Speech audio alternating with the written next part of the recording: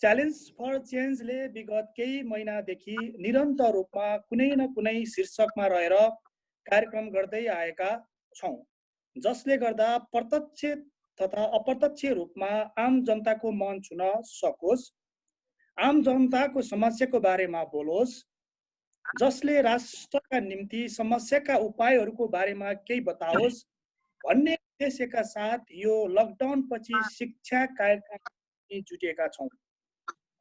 शिक्षा क्षेत्रमा अहिले 85 लाख जनता अस्तव्यस्त हुन परेको छ। शिक्षकहरू घरमै बस्नु परेको छ। विद्यार्थीहरू घरमै थुनिएका छन्। तिनीहरूको अध्ययन अध्यापन ठप्प छन्। देशको 1/3 जनता निष्क्रिय भएर बसेको अवस्था छ। यो अहिले खेर गइरहेको जनशक्ति पनि हो। यही रूपमा यसलाई राखिराख्न पनि हुँदैन र जोखिम मोलेर स्कुल, विद्यालय, युनिभर्सिटी खोल्ने अवस्था पनि छैन। हामीसँग यस्ता धेरै चुनौतीहरू सङ्कटमा हामी गुज्रिरहेका छौँ। यो सङ्कटलाई कसरी सरल तरिकाले यसको व्यवस्थापन गर्न सकिन्छ भन्ने उद्देश्यका साथ यो कार्यक्रम सञ्चालन गरिएको हो। आजको यस कार्यक्रममा प्रमुख वक्ताको रूपमा हामीसँग हुनुहुन्छ, उहाँहरू आइसक्नु भएको छ। त्रिभुवन विश्वविद्यालयबाट inclusive department head professor doctor Vasudev Kafle doctor साहब, म डाक्टर साहबलाई स्वागत गर्न चाहन्छु। त्यस्तै गरी हामीसँग बाँसबारी उच्च मावि, बाँसबारी महाराजगञ्ज काठमाडौँको head sir Anil Kumar Jha sir पनि आइसक्नु भएको छ र म उहाँलाई पनि स्वागत गर्न चाहन्छु। त्यस्तै गरेर हामीसँग श्री महावि दन्दाघारी चितवनका हेड सर श्रीमती बनिता अर्याल म्याडम पनि आइसक्नु भएको छ। म उहाँलाई पनि आजको यस कार्यक्रममा स्वागत गर्न चाहन्छु। म धेरै कुराहरू नभनिकन म कार्यक्रम अगाडि बढाउन चाहन्छु। म पहिलो कार्यक्रम हाम्रो डाक्टर साहबको रहनेछ। डाक्टर साहबलाई आज म शिक्षामा देखिएको समस्या र यसका उपायहरू, यसलाई कसरी समाधान गर्न सकिन्छ भन्ने बारेमा आफ्नो कुराहरू राखिदिन हुनको लागि म डाक्टर साहबलाई अनुरोध गर्दछु। डाक्टर साहब, स्वागत छ तपाईँलाई। हस्, नमस्कार सबै साथीहरूलाई। र खास गरेर अब यो तपाईँको जुन संस्था छ, मलाई असाध्यै मन पर्यो। यो च्यालेन्जबाटै सुरु गरौँ। चेन्ज इज इनएभिटेबल भनिन्छ, अकाट्य छ, तर परिवर्तनको सामना कसरी गर्ने भन्ने ठुलो समस्या हो। अब अहिले कोभिड-19 को स्थितिबाट जुन किसिमको परिवर्तनको अपेक्षा गरियो र त्यो परिवर्तनको सामना हामीले खास गरेर शैक्षिक क्षेत्रमा कसरी गर्ने भन्ने मुख्य समस्या रह्यो र अहिलेको मूल सवाल पनि त्यही हो। अहिले हामी खास गरेर चाहिँ यो शिक्षण समुदाय अलिकति परम्परागत रूपमा चाहिँ अलिक कम्फोर्ट जोनमा थियौँ कि त्यो कम्फोर्ट जोन भनेको के भने यो च्यालेन्ज फर चेन्जको लागि चाहिँ च्यालेन्ज नगर्ने होइन, अहिले जहाँ छ त्यही स्थितिमा थोरै होइन परिवर्तनको काम चाहिँ गर्ने, तर त्यो अनुसार चाहिँ हाम्रो व्यवहारमा रूपान्तरण गर्न अग्रसरता देखाउनमा अलि अल्छी गर्ने होइन। यस किसिमको स्थितिबाट हामी शिक्षण समुदाय चाहिँ अलिक गुज्रिरहेको अवस्था छ। त्यो किन समस्या यस्तो आयो भने यस्तो किसिमको क्राइसिस म्यानेजमेन्टको लागि, सङ्कटापन्न स्थितिको व्यवस्थापनको लागि शिक्षक समुदाय आफूलाई सधैँ तम तयारी अवस्थामा कसरी राख्न सक्छ त भन्ने बारेमा हामीलाई वास्तवमा तालिम प्रशिक्षण नै दिएको छैन। त्यसैले गर्दाखेरि हामी अहिले यो अवस्थामा उभिन परेको। अब यसमा दोष चाहिँ हामी कम्फोर्ट जोनमा छौँ भनेर हामीले आफैलाई दिइरहेको अवस्था होइन, तर त्यो अवस्था चाहिँ छ भनेर मैले यहाँलाई निवेदन गर्न खोजेको मात्रै। त्यसले गर्दाखेरि यसले एउटा च्यालेन्ज चाहिँ के दियो भने त्यो शिक्षक समुदायलाई पनि अथवा शैक्षिक जगतमा कार्यरत जुन जनशक्ति छ त्यो जनशक्तिलाई सधैँ सहयोगको आवश्यकता पर्दो रहेछ। एउटा च्यालेन्ज चाहिँ त्यो देखियो होइन, सहयोगको आवश्यकता पर्दो रहेछ। अब यो सहयोग के हो? क्राइसिस म्यानेजमेन्टको सहयोग हो कि डाइभर्सिटी म्यानेजमेन्टको सहयोग हो कि फिजिकल फेसिलिटिजहरूको होइन व्यवस्थापनको सहयोग हो कि टिचिङ स्टुडेन्ट टिचर रिलेसनलाई चाहिँ प्रमोट गर्ने खालको सहयोग हो कि? अब माने सहयोगका विभिन्न क्षेत्रहरू छन् र ती विभिन्न क्षेत्रहरूमा सहयोगको जरुरत पर्दो रहेछ। र सहयोग फ्रम कहाँबाट त कहाँबाट सहयोग हुने र भन्दाखेरि मूलतः हामीले चाहिँ अपेक्षा गर्ने के भने एजुकेसन इज स्टेट रेस्पोन्सिबिलिटी भनेको कारणले गर्दाखेरि राज्यको दायित्व हो एजुकेसन भन्ने कुरामा चाहिँ युनिभर्सल ट्रुथ हो यो। कहीँ पनि जुनसुकै खालको व्यवस्था भएका देशहरूमा पनि एजुकेसन चाहिँ स्टेटकै रेस्पोन्सिबिलिटी हो। त्यसको कारणले हामी अहिले जुन किसिमको अवस्थामा छौँ त्यो अवस्थामा त्यस्तो किसिमको सहयोगी सेवा सपोर्ट सर्भिसेसको पनि अपेक्षा हामीले सरकारबाटै गर्ने। र अहिलेको हाम्रो च्यालेन्ज के भने we are expecting kind of support होइन फ्रम द गभर्मेन्ट, र त्यस कारणले अब गभर्मेन्टले तत्परताका साथ त्यस किसिमको सहयोग होइन दिने अवस्थामा आफूलाई नउभ्याएको होइन अवस्था चाहिँ हो यो। र धेरै ठाउँमा धेरै तह तब्काबाट चाहिँ के पनि सुनियो भने टिचर्स आर स्लिपिङ होइन, शिक्षक साथीहरू चाहिँ सुतिराख्नु भएको छैन भन्ने आरोप पनि विभिन्न कुनाबाट चाहिँ सुन्नमा आएको छ। अब किन स्लिपिङ अवस्थामा हुनुभयो त भनेर त्यसो खोजी पनि गर्नु पर्यो।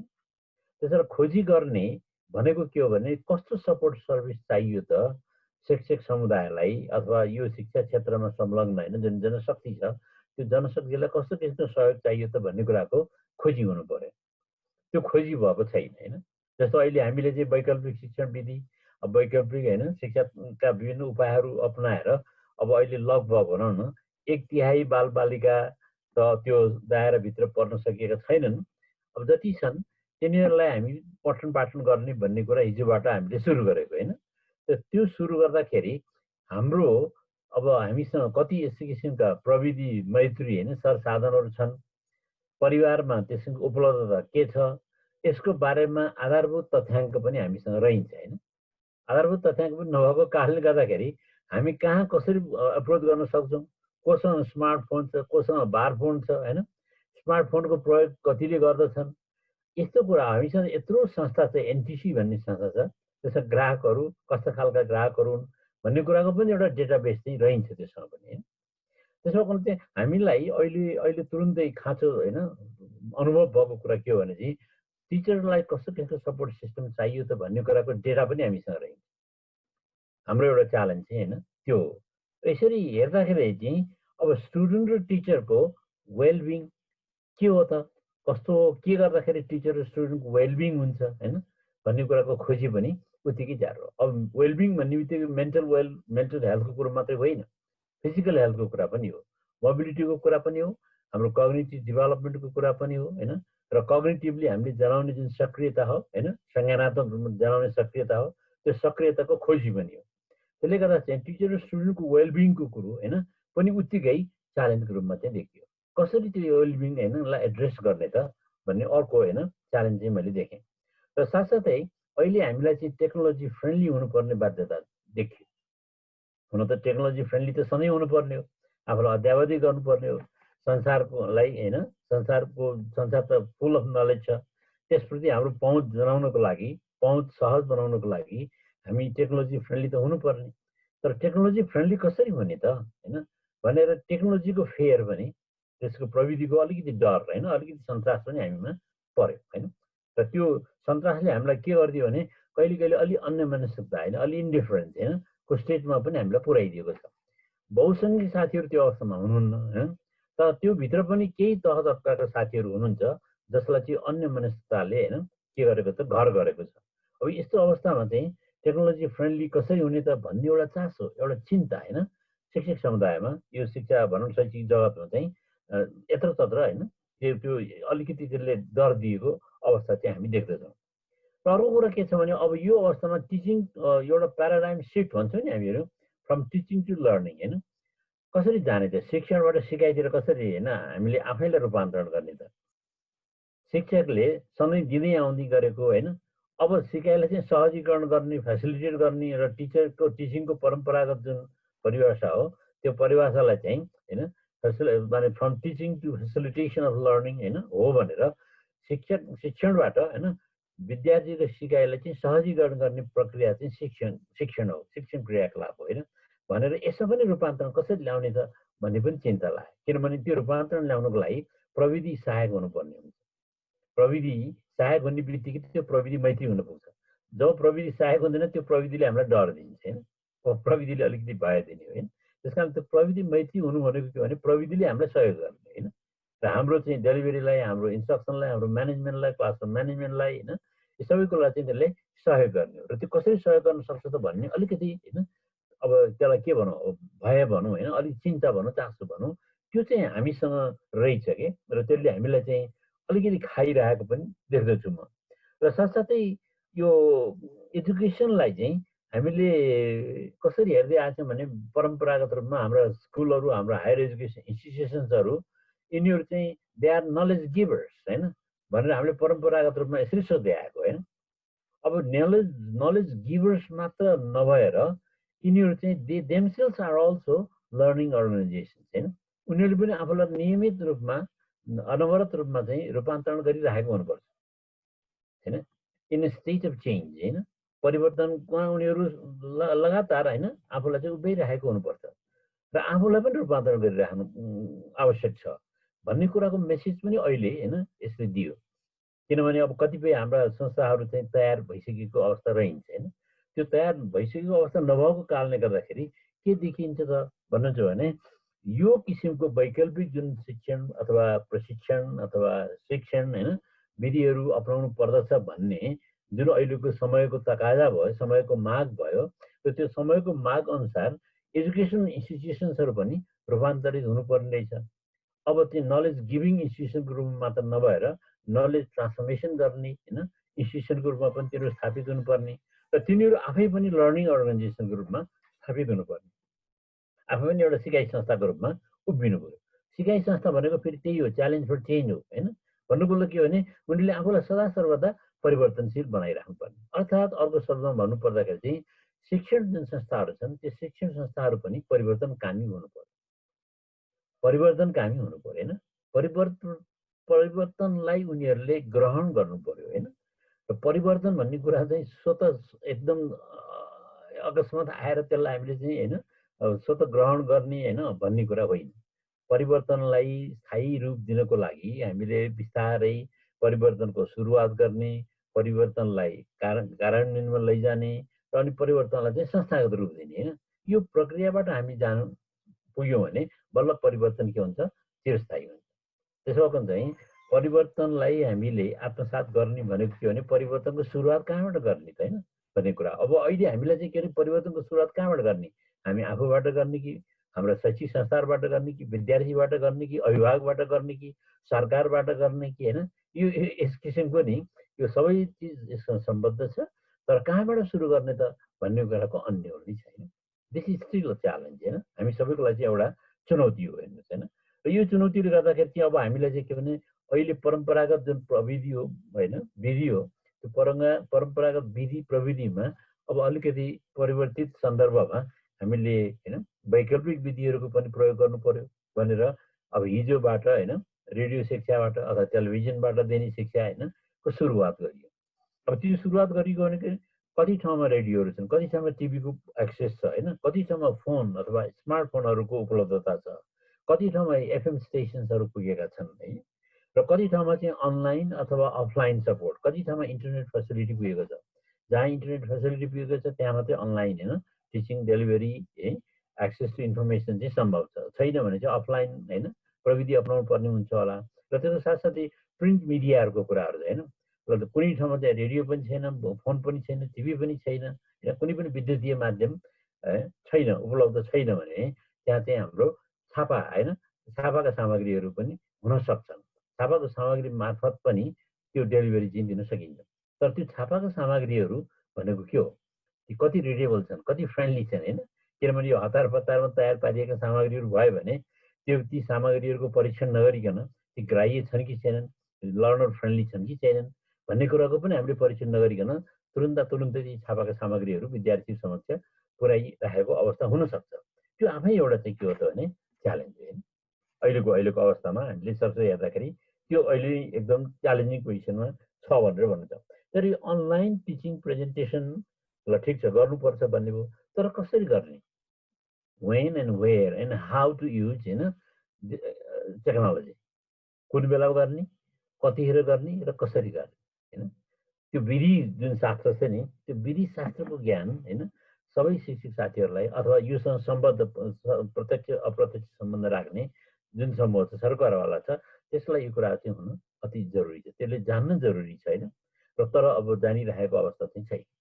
जानिरहेको अवस्था नभएको कारणले गर्दाखेरि यो इन्टरफेस टेक्नोलोजी हैन र इन्डिभिजुअलको बीचको जुन चाहिँ हैन आम्ने सामने हैन सम्बन्ध छ, त्यो आम्ने सामने सम्बन्ध कसरी कुन माध्यमबाट हैन कुन प्रवेश बिन्दु के हो त्यो सम्बन्ध कायम गर्ने, त्यो सम्बन्ध कायम गर्ने कहाँबाट सुरु गर्ने, यो किसिमको एउटा समस्या हैन यो सवाल पनि हाम्रो अगाडि चाहिँ अहिले एकदमै हैन जल्दो बल्दो सवालको रूपमा चाहिँ आइरहेको म देख्दछु।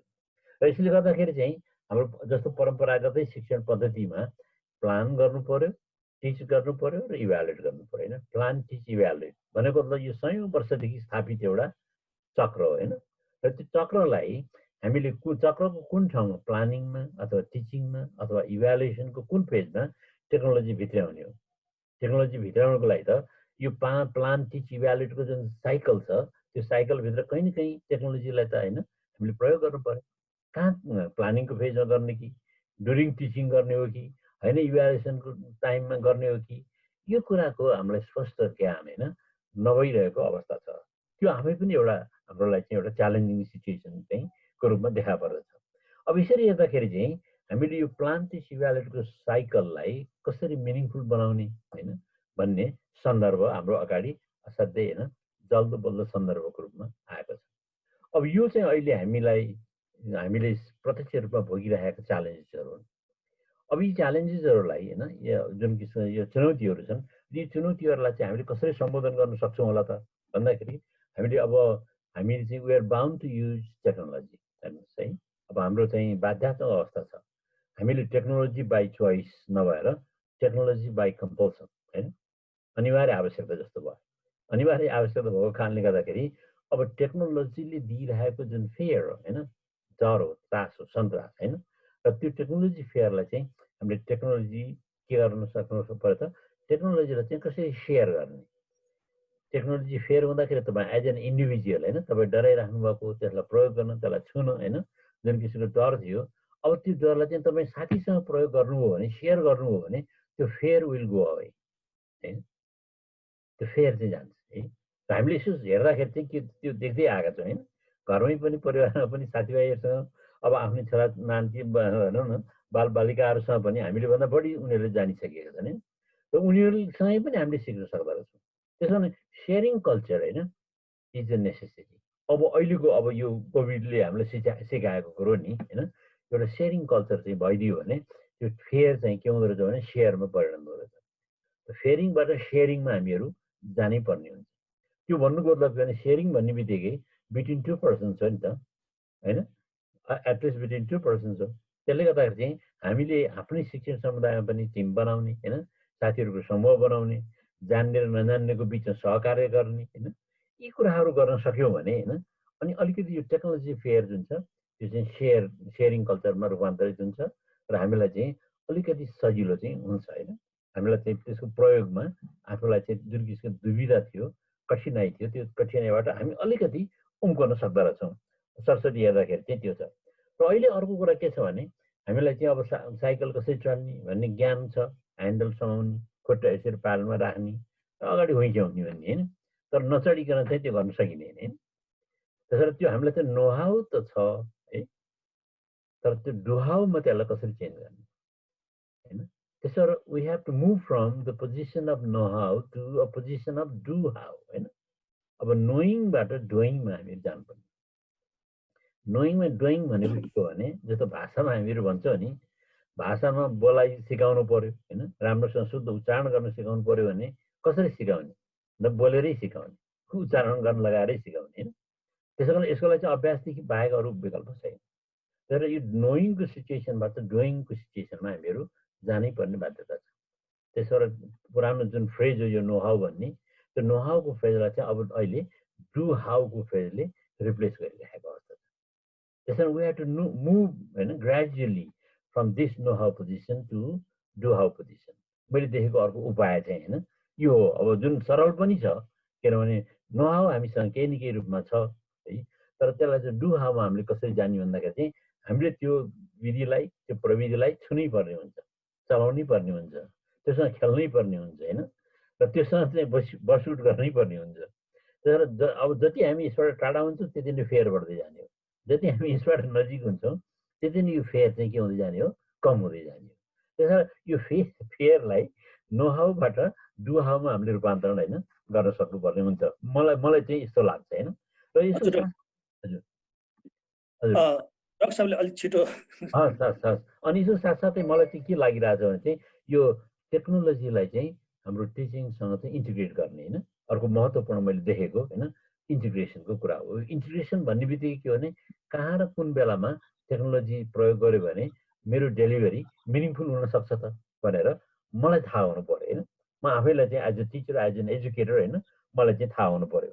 र साथसाथै हाम्रो अहिले अर्को के छ भने चाहिँ हाम्रो एउटा फिड फरवर्ड र फिडब्याक जुन मेकानिजम छ नि हामी चाहिँ डेलिभरी गरिसकेपछि फिडब्याक लिने भन्छौँ। तर हाम्रो यो अहिलेको सिचुएसनले चाहिँ हामीलाई के डिमान्ड गर्यो भने चाहिँ फिड फरवर्डको मेकानिजममा जाऊ भनेर भने कि फिड फरवर्ड भनेको के भने अग्रसरता होइन। तपाईँले त्यहाँ डेलिभरी गर्नुभन्दा अगाडि नै आफूले गर्नुपर्ने तम तयारी। अब तपाईँको अनलाइन टिचिङको लागि चाहिँ you have to be prepared होइन तम तयार हुनु पऱ्यो। त्यसै चाहिँ अकस्मात मैले सोचेर दौडेर गएर होइन यसलाई चाहिँ मैले डेलिभरी गरिहाल्छु भन्ने अवस्थामा चाहिँ म पुग्दिनँ। र साथसाथै मैले देखेको अर्को कुरा के छ भने यो जुन पेडागोगी र एन्ड्रोगोगी र ह्युटागोगी भन्ने जुन टिचिङ मेथोडोलोजीहरू छन् त्योसँग हाम्रो परिचय कस्तो छ। हामी परम्परागत रूपमा पेडागोगीसँग अलिकति परिचित छौँ, एन्ड्रोगोगीसँग अलि परिचित छैनौँ, ह्युटागोगीसँग चाहिँ अझ परिचित छैन। पेडागोगी भनेको the art of teaching children, andragogy भनेको the art of teaching adult, heutagogy भनेको the art of teaching science है यी हुनु होइन। त्यसो गर्दा चाहिँ यी विभिन्न जुन विधिहरू छन् र त्यो विधिहरूसँग हाम्रो फेमिल्यारिटी के छ, हाम्रो फेमिल्यारिटी हुनै पर्ने हुन्छ। त्यो च्यालेन्जलाई अहिलेको च्यालेन्जलाई हामीले अलिकति एड्रेस गर्नको लागि यो गर्नुपर्ने हुन्छ। सरस्वती हेर्दाखेरि मैले यसरी देखिरहेको छु। र साथसाथै अहिलेको लर्निङमा चाहिँ के छ भने क्वेसनिङको एटिच्युडलाई चाहिँ हामीले त्यति प्रमोट गरिरहेको छैनौँ। प्रब्लम बेस्ड लर्निङ होइन हाम्रो चाहिँ अगाडि जान सकिरहेको छैन। यस्तो अवस्थामा हामीले दिनुपर्ने कुरा के भने प्रब्लम्स इस्युजहरू विद्यार्थीहरूलाई चाहिँ दिने र लेट्स इङ्गेज देम होइन उनीहरूलाई बढी सक्रिय बनाउने चाहिँ टिचर बढी सक्रिय होइन टिचरको आफ्नो तर्फबाट गर्ने जुन सक्रियता तयारी त्यो त छँदैछ। तर वी अल्सो नो होइन सुड नो होइन the technique of engaging the student. Engaging भनेको दुईवटा इङ्गेजमेन्ट, एउटा फिजिकल इन्भल्भमेन्ट सशरीर होइन र अर्को चाहिँ कग्निटिभ इन्भल्भमेन्ट होइन संज्ञानात्मक रूपमा होइन बौद्धिक रूपमा उसको संलग्नता कसरी हुनसक्छ त्यो कुरा अर्को कुरा हो। र यहाँलाई थाहै छ अहिले हामी चाहिँ 21st सेन्चुरी स्किल्स भनेर भन्छौँ। 21st सेन्चुरी स्किल्स भनेको के हो हुन्छ भने यो बेसिक लेभलको लर्निङ स्किलबाट अलिकति एडभान्स लेभलको लर्निङ स्किलहरूमा हामी जानुपर्ने बाध्यता छ। संसार जटिल हुँदै गयो, ज्ञानको विस्तृत बढ्दै गयो। त्योसँग समायोजन गर्नको लागि तपाईँको थिङ्किङ स्किल पनि बढाउनु जरुरी छैन। च्यालेन्ज फर चेन्ज भनेको एक्ज्याक्टली त्यही होइन। तपाईँको थिङ्किङ स्किल चाहिँ त्यो अनुसार पढाउँदै लानुपर्ने हुन्छ र त्यो बाध्यात्मक अवस्था छ। र यो भन्नुको लागि अब हामी नलेज कन्जम्सन गर्नुपर्छ र गुरुले चाहिँ नलेज दिने विद्यार्थीले नलेज लिने भन्ने परम्परागत एटिच्युडबाट मुक्त हुनुपर्ने हुन्छ। र यो अहिले कोभिड-19ले हामीलाई सिकाएको कुरो पनि त्यो हो।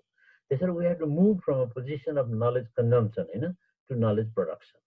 त्यो नलेज प्रोडक्सनमा यो डिजिटल होइन टेक्नोलोजीले अथवा यो भनौँ न टेक्नोलोजीले चाहिँ हामीलाई मद्दत गरिरहेको अवस्था हो। र टेक्नोलोजी चाहिँ हाम्रो एडको रूपमा सहायकको रूपमा काम गर्नुपर्छ। यो नै हाम्रो मालिक चाहिँ हुनु हुँदैन फेरि होइन। यसले चाहिँ मान्छेलाई रिप्लेस गर्ने, शिक्षालाई गुरुलाई रिप्लेस गर्ने होइन र फेरि त्यही अनलाइन भएर फेरि without the presence of the teacher पछि गएर हाम्रा सबै क्लासहरू चाहिँ भर्चुअल क्लासरुममा परिणत हुनुपर्छ भन्ने चाहिँ होइन, अवश्य पनि होइन। र मलाई दिएको अब समय पनि सिद्धिन आइसक्यो र मैले हजुरहरूलाई चाहिँ निवेदन गर्न खोजेको कुरा के भने जसरी हाम्रो संस्थाको राम्रो नाम छ नि च्यालेन्ज फर चेन्ज भन्ने, अब हामी एउटा कम्फोर्ट जोनमा छौँ अहिले होइन। यो कम्फोर्ट जोनबाट हामी च्यालेन्ज जोनमा हामी रूपान्तरित हुनुपर्ने हुन्छ। कम्फोर्ट जोनमा बसिराख्नुभयो भने there will be no change होइन। कम्फोर्ट जोनमा जबसम्म बसिन्छ चेन्ज पनि हुँदैन, परिवर्तनमुखी पनि हामी हुँदैनौँ, परिवर्तनकामी पनि हुँदैनौँ, रूपान्तरण चाहिँ हुने कुरै भएन। त्यसले गर्दाखेरि चाहिँ यो कम्फोर्ट जोनबाट च्यालेन्जिङ जोनमा होइन जब हामी रूपान्तरित हुन्छौँ त्यसले हामीलाई दुईवटा कुरा दिन्छ। एउटा हामी अत्यावधिक हुन्छौँ, अपडेटेड हुन्छौँ होइन र अर्को हाम्रो कनेक्टिभिटी बढ्छ है। हाम्रो जुन छ नि सञ्जाल होइन हामी एकअर्कासँग सम्पर्क राख्छौँ, एकअर्कासँग सेयरिङ गर्छौँ, एकअर्कासँग पारस्परिक म्युचुअल लर्निङ हुन्छ होइन।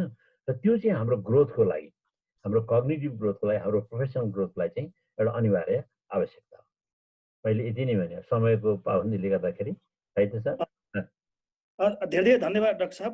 तपाईँले च्यालेन्जेसहरू धेरै छन्, त्यो च्यालेन्जहरूलाई हामीले कसरी समाधान गर्न सक्छौँ र त्यसको साथमा हामीसँग प्रविधिको ज्ञान पनि हुन आवश्यक छ। प्रविधिको ज्ञान हामीसँग यथेच मात्रामा भयो भने हामीसँग भएका यस्ता च्यालेन्जेसहरूलाई चाहिँ हामी सरल तरिकाले समाधान गर्न सक्छौँ भनेर धेरै राम्रो मेसेज दिनुभयो। डाक्टर साहब धेरै धन्यवाद। म फेरि पनि तपाईँ भट्टामा आउने नै छु। त्योभन्दा अगाडि म अनिल सर भट्टामा जान चाहन्छु। अनिल सर। हजुर सर, हजुर। तपाईँलाई फेरि पुनः स्वागत छ। हामी अब अनलाइन अफलाइन दूरशिक्षा यी सबै अहिलेका हाम्रा आवश्यकता पनि भए। हजुर हजुर। र यो आवश्यकतासँग हाम्रो अर्को समस्याहरू पनि छन्। विद्यालयको स्रोत भनेको विद्यार्थी, शिक्षक र अभिभावक पनि हुन्। विद्यार्थीलाई प्रभावकारी, शिक्षकलाई सन्तुष्टि, टेक्नोलोजिकली सन्तुष्टि र अभिभावकलाई जिम्मेवारी बोध बनाउनको लागि कस्तो अनलाइन प्रविधिको आजको आवश्यकता छ? एकदमै ठिक सर, एकदम हाम्रो रामहरि सरलाई धन्यवाद। पहिले म केही कुराहरू राखौँ, त्यसपछि त्यसको बारेमा जाउँला है सर।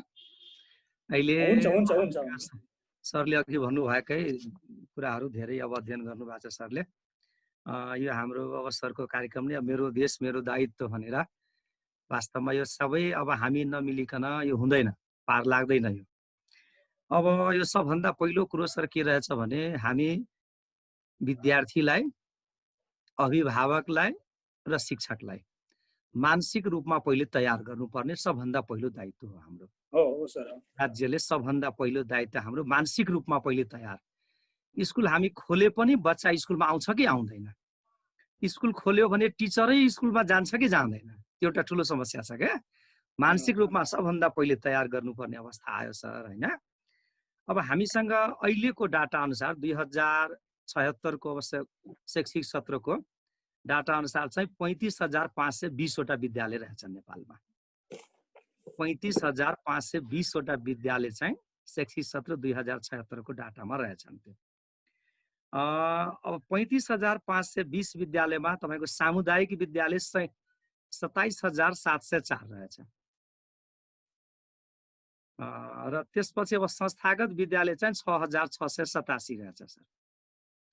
र यो धार्मिक विद्यालय चाहिँ 1,129 को सङ्ख्यामा रहेका छन्। सबै मिलाएर 35,520 चाहिँ रहेछन्। त्यसमा त्यो पढ्ने विद्यार्थीको सङ्ख्या अब 1 देखि 12 सम्म पढ्ने कुल विद्यार्थीहरू चाहिँ 70,21,000 रहेछ, 622। 1 देखि 12 सम्म 70,21,622 जना विद्यार्थी अध्ययनरत रहेछन् त्यसमा। र अब विश्वविद्यालयतिर अब हाम्रो होइन डाक्टर साहब पनि यही हुनुहुन्छ, उहाँलाई यो जम्मा अब 11 वटा विश्वविद्यालय रहेछ। त्यसमा जम्मा चाहिँ अब 5,38,000 विद्यार्थी अध्ययनरत रहेको पाइन्छ। 4,15,000 जति टियुमा अनि बाँकी चाहिँ अरूमा रहेको भन्ने डाटा हामीसँग यो अब अस्ति अब अर्थमन्त्रीले संसदमा पेश गर्नुभएको 2076 को डाटा हो सर। यो शिक्षासँग सम्बन्धित डाटा यो, त्यसैबाट मैले लिएँ। अब अहिले 35,520 विद्यालय मध्ये 3,000 विद्यालयमा लगभग क्वारेन्टाइन छ सर। 3,000 विद्यालयमा क्वारेन्टाइन अहिले राखिरहेछ सरकारले। केही कलेजहरू पनि छ त्यसमा। अब त्यसपछि अब यसै गरी अब लकडाउनमा बच्चालाई कसरी पढाउने भनेर अनौपचारिक रूपमा चाहिँ विभिन्न ठाउँबाट यसरी तथ्याङ्क सङ्कलन गर्दाखेरि त्यसमा अब अनलाइनमा चाहिँ अब पहुँच जम्मा 15% विद्यार्थीको रहेछ। 15% विद्यार्थी मात्रै अनलाइनको पहुँचमा रहेछ भनेपछि अब हामीले ल अब अनलाइनबाट पढाइ सुरु गर्यौँ, ल बच्चा सबै आयो पढ्यो गर्यो भन्यौँ, त्यो बेकारै रहेछ मलाई लाग्छ। किनभने हामीसँग अब 80-85% विद्यार्थी बाहिर बस्यो भनेर त्यो 15%लाई अब हामीले पढाएर त्यति अर्थ पनि रहँदैन। दुई किसिमको शिक्षामा हामी जाने त्यसबाट आउँछ।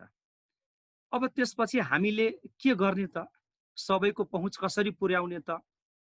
त्यसको लागि अब नेपाल सरकारले ज्येष्ठ अब 18 गते, यही 77 ज्येष्ठ 18 गते त्यो एउटा अब वैकल्पिक प्रणालीबाट विद्यार्थीको सिकाइ सहरीजीकरण निर्देशिका भने जारी गरेको रहेछ। वैकल्पिक प्रणालीबाट विद्यार्थीको सिकाइ सहजीकरण निर्देशिका 12 पेजमा त्यो रहेछ, 12वटा पेजसम्म। त्यसमा मेन अघि सरले भन्नुभएकै त्यहाँ 5वटा क्वेसन चाहिँ दिएको रहेछ। त्यहाँ 5वटा कुरामा बढी जोड दिएको, एउटा डाटा पनि लिन खोजेको रहेछ। त्यहाँ सबै किसिमको प्रविधिको पहुँचभन्दा बाहिर कति विद्यार्थी छन्, ती कुरा पहिलो नम्बरमा त्यहाँ राखेको रहेछ। रेडियो एफएम यसको पहुँचमा कति छन्, टेलिभिजनको पहुँचमा कति छन्, कम्प्युटर भएको तर अनलाइन नभएको कति रहेछन्, इन्टरनेट र सूचना प्रविधिमा जोडिएको कति रहेछ। यी 5 थरी चाहिँ डाटा लिनु नै भनेको पहिले रहेछ, तर अहिलेसम्म यो हाम्रो स्कुल लेभलसम्म यो सूचना आइपुगेको छैन। स्कुल लेभलसम्म म हिजोबाट विद्यालय सञ्चालन गरेँ। विद्यालय भनेको हाम्रो प्रशासन, हामी विद्यालय प्रशासन म हिजोबाट सञ्चालन गरेँ 1 गतेबाट। त्यसमा पनि कन्फ्युजन रहेछ। मैले 3-4 दिन अगाडि फेसबुकमा राखेँ, 1 गतेबाट हाम्रो अब विद्यालय प्रशासन खुला रहनेछ, नाम दर्ताको प्रक्रिया सुरु गर्नेछौँ र हामीले त्यसपछि किताब वितरण गर्नेछौँ र त्यसको साथसाथै कहाँ कहाँबाट के चिज अब पढाइ भइरहेको छ त्यो बच्चालाई हामी र उसको अभिभावकले सूचना दिनेछौँ। जस्तै अहिले अब काठमाडौँ अब महानगरपालिकाले एफएमबाट यो अब 27-28 गतेबाट सुरु गरेको छ पढाउनलाई। अब एनटिभीबाट 1 गतेबाट सुरु भयो, हिजोबाट 8 कक्षासम्म मात्रै रहेछ त्यो पनि। प्याप्सनहरूले अर्को टिभीबाट फेरि गरेका रहेछ, जनता टिभी लगायत 3टा टिभीबाट, त्यसको अब इङ्ग्लिस मिडियममा। यी सब सूचना हामीले विद्यार्थीलाई दियौँ अहिलेसम्म आइरहेको बच्चामा। अब हामीसँग जम्मा अब स्कुलमा 720 विद्यार्थी छ। आजको डाटा अब हिजो र आजसम्ममा 134 जना विद्यार्थीले हामीसँग त्यो लिएर गयो पाठ्य पुस्तक सामग्री। भोलि फेरि हामी जोड्छौँ, पछि जोड्छौँ। अझै बच्चाहरू बाहिर छन्, सम्पर्कमै छैन हामीसँग। फोन सम्पर्क गर्दा पनि फोन उठ्दैन, लाग्दैन। अस्ति हामीले धेरै कोसिस गरेर सबै सरहरूलाई हैन अब निर्देशन दिएका थियौँ 15 दिन पहिले, तपाईले एकचोटि बच्चाहरूलाई फोन गर्नुस्, क्लास टिचरहरूलाई, मलाई एउटा डाटा दिनुस्, कतिजना विद्यार्थी यही 5वटा कुरामा कसरी के रहेछन् भनेर। 720 विद्यार्थीमा जम्मा 20 जना जति विद्यार्थीले मात्रै अब नेट अब उपलब्ध छ भन्यो र ल्यापटप छ भन्यो। यति हामीले पायौँ कि 50% विद्यार्थीसँग त टिभी पनि रहेछ घरमा, यही डेरामा बस्ने रहेछ काठमाडौँमै, तर घरमा टिभी चाहिँ छैन। मोबाइल छ, एउटा मोबाइल छ। गार्जियनले के भन्यो भने त्यो मोबाइल त सर हामी काम गर्न जाँदा त लिएर जानुपर्छ, कहाँ बच्चालाई दिन्छौँ हामी मोबाइल। अब यस्तो समस्या छ ल हेर्नुहोस्, त्यो बच्चासँग मोबाइल पनि नबस्ने रहेछ दिनभरि। यदि हामीले मोबाइलमै केही चिज पठाउँदा पनि त दिनभरि त्यो बच्चाले मोबाइल पनि खेलाउन नपाउने अवस्था रहेछ। यस्ता समस्याहरू अहिले चाहिँ हामीसँग छ। तर अब समस्या छ भनेर हामीले अब समाधानतिर त अब लाग्नु पर्ला, केही न केही त उपाय गर्नु पर्ला। अब त्यसको लागि अब विद्यालयहरूले वास्तवमा यो सरकारले नभन्दै लगभग 40-45 दिनदेखि हामी जुममा छौँ, जोड्या छौँ। सरहरू जस्तै अब प्रोफेसरदेखि लिएर विभिन्न सरहरूसँग देश विदेशका साथीहरू, शिक्षा मन्त्रालयका विज्ञहरूदेखि मन्त्रीदेखि सबैसँग हामी जोडिँदै अन्तर्क्रियाबाट कसरी विद्यालयलाई बच्चालाई कसरी सहजीकरण गर्ने त्यो प्रक्रियामा हामी लागेका छौँ सर। अब त्यो प्रक्रियामा जाँदाखेरि चाहिँ मैले चाहिँ के पाएँ भने अब सरकारको पनि अहिले विद्यालय खोल्ने भनेको 4थो चरणमा रहेछ। 4थो चरण, यो पहिलो चरण सुरु भएको रहेछ, 3 साता पहिलो चरण रहेछ यो। 15 दिन यसरी जाँदाखेरि साउनको अब 21 गतेबाट बल्ल विद्यालय सञ्चालनका कुरा आउने रहेछ। त्यो पनि यो क्रममा बढेन भने, संख्या बढ्यो भने त्यो फेरि पछाडि धकेलिन्छ त्यो। त्यसैले 4थो चरणमा त अब राज्यले नै राखेको रहेछ। तर मलाई के लाग्छ भने मैले आफू के भयो भने त्यो अब जस्तै अब सरकारी डाटा हेर्यौँ भने 35,000 विद्यालयमा 15,000 विद्यालयमा 100 जना भन्दा कम विद्यार्थी रहेछ।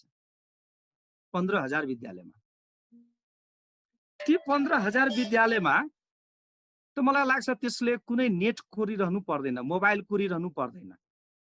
100 जना विद्यार्थीलाई त जहाँ धेरै जोखिम छैन त्यो एरियाहरू चाहिँ सेफ एरियाहरू सरकारले निर्धारण गरेर त्यस्ता एरियाहरूमा चाहिँ भौतिक दूरी या सामाजिक दूरी जसलाई भन्छ त्यो दूरी कायम गरेर वास्तवमा क्लासहरू सञ्चालन गर्दै गयो भने केही न केही दुर्गम ठाउँका बच्चाहरू जोडिन्छ। विद्यार्थीको संख्या कम भनेको फेरि दुर्गममा बढिरहेछ, सुगम भन्दा बढी दुर्गमतिर रहेछ। त्यस्ता ठाउँहरूमा मैले देखेको ती विद्यार्थीहरूलाई त्यो 15,000 विद्यालयलाई त 1-2 हजार भयो भने नत्र पुरैका पुरै स्कुल खोल्ने अवस्था रहन सक्छ त्यहाँ सामाजिक दूरी कायम गर्दै गरेर। जहाँ एकदमै अब रेड जोनको अवस्था छ त्यहाँ त खोल्नै भएन, बच्चा कम होस् या बढी होस्। त्यसपछि यसलाई चाहिँ हामीले कसरी अगाडि अझै लाने? अब अहिले त सरले अघि भर्खर भन्नुभयो 20% त शिक्षकलाई नै आउँदैन त्यो अनलाइन चलाउन, मेटेरियलै बनाउन आउँदैन। अब हामी त यहाँ सुरुमा खोल्दाखेरि हाम्रो छोरालाई छेउमा राखेर हामीले जुममा जोड्नु पर्थ्यो भने अब यो अवस्था छ, व्यापक छ। त्यसैले अब हामी सिकाउने मान्छे त हामी त्यसरी पर्फेक्ट भइसकेका छैनौँ भने अब त्यो बच्चाको बिचमा अब डेलिभर कसरी गर्ने चिजहरूलाई? त्यसैले मलाई के लाग्छ भने त्यो सरकारले पनि वास्तवमा यो बिदाको टाइममा युज गर्नु पर्थ्यो। सरकारी लेभलबाट युज गरेर टिचरहरूलाई कसरी पहिले तयार पार्ने अनि टिचरहरूबाट बल्ल चाहिँ विद्यार्थीहरूमा डेलिभर कसरी गर्ने। अघि अब प्रोफेसर साहबले पनि भन्नुभयो केही कुरोहरू। वास्तवमा जोसँग कुनै साधन छैन, मोबाइल पनि छैन, टिभी छैन, ल्यापटप छैन, त्यसले हामीले अब हार्ड कपी कसरी पुर्याउने, एउटा त्यो कुरा हुन सक्छ। अर्को कुरो चाहिँ मेरो सोचाइमा चाहिँ के रहेछन् भने मेरो आफ्नो है, यो व्यक्तिगत एकदम यो सरकारी सोचाइ होइन, यो व्यक्तिगत मेरो सोचाइमा के रहेछन् भने जस्तै अब मेरो एउटा क्लासमा चाहिँ अब 60 जना विद्यार्थी छ। त मेरो विचारमा के छ भने कम्तीमा 2 सातासम्म 60 जना विद्यार्थी होइन, मैले 20-20 जना विद्यार्थी मात्रै बोलाउने एउटा क्लासमा। एउटै क्लासको 60 जना विद्यार्थी एउटा क्लासमा पढ्थ्यो भने त्यसलाई 3 सेक्सन बनाइदिन्छु म, ABC। सुरुमा चाहिँ क्लास 8, 9, 10 लाई 20-20 जना विद्यार्थी राखेर 3-3 घण्टा मात्रै राख्ने, 6 घण्टा पनि नराख्ने। साइन्स, म्याथ र एउटा सोसियल या अन्य कुनै विषय पालो पालो गरी पढाउने। साइन्स म्याथ डेली पढाउने, सामाजिक दूरी कायम गरेर थर्मोगनले गेटमा चाहिँ टेम्परेचर अब नापेर साबुन पानीले अब हात धोएर के सम्भव हुन सक्छ ती गरेर बिस्तारै विद्यार्थीलाई मलाई लाग्छ अब जोड्दै गयौँ भने फेस टु फेस जतिको प्रभावकारी चाहिँ तल क्लासहरूमा हुँदैन, कलेजहरूमा हुन सक्छ। सरहरूले माथि 9 भन्दा माथि गयो भने बिस्तारै बिस्तारै त्यो अब अनलाइन सिस्टमका पढाइ सम्भव हुन सक्छ। तर सानो सानोमा मलाई लाग्छ त्यो फेस टु फेस नै हो बढी गर्ने। अब त्यतातिर चाहिँ अब जान पायो भने 15-20 दिनसम्म एक सातामा जम्मा 1 दिन बोलाउने, 15 दिनपछि सातामा 2 दिन बोलाउने, त्यसपछि सातामा 3 दिन बोलाउने 1 महिनासम्म, अनि दशैं तिहारको पछि चाहिँ बल्ल पहिलेको अवस्थामा आउन सक्छ कि कन्ट्रोल भयो भने। कन्ट्रोल भएन भने यो पछाडि पनि धकेलिन्छ।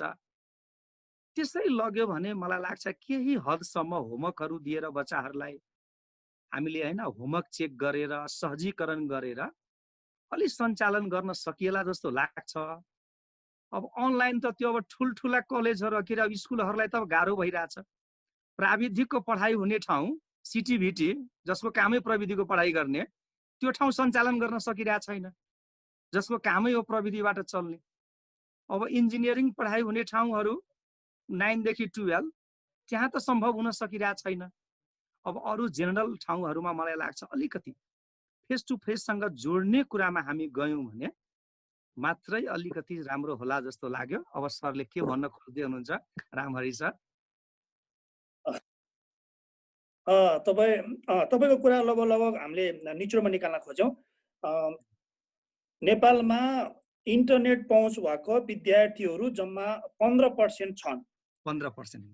तिनीहरूको बिचमा पनि मोबाइलहरू त्यति धेरै छैन, मोबाइल एक्सेस छैन। एउटा छ त्यो उहाँको अभिभावकले लिनुहुन्छ। त्यसले गर्दाखेरि बच्चाहरूको पढाइहरू धेरै इफेक्टिभ हुँदैन। त्यसले गर्दाखेरि फेस टु फेस नै पढाउँदाखेरि नै सबैभन्दा उपयुक्त हुन्छ भन्ने कुराहरू नै तपाईँको मेन थिम रह्यो हैन अनिल सर? हो सर, हो। कम विद्यार्थी बोलाउने, अल्टरनेट बोलाउने, फेस टु फेसमा पछि जाने।